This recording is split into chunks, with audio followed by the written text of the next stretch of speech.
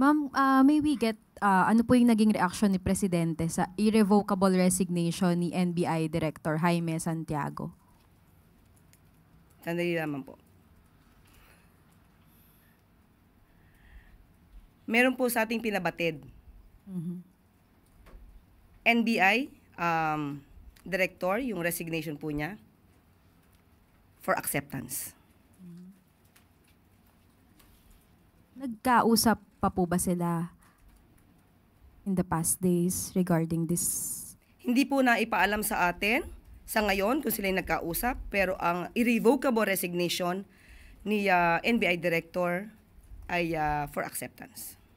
Ma'am, how will this affect yung mga investigation na ginagawa ng NBI, lalong-lalo na po yung sa missing sa Bongero case? Marami naman pong mga tao pa rin po na may kredibilidad at maaasahan at mapagkakatiwalaan. Sila pa rin po ay patuloy na nagtatrabaho para dito. Meron po kaya tayo na ma'am na shortlist kung sino po ang papalit kay Santiago? Sa ngayon, wala pa po sa ating ibinibigay na anumang detalye.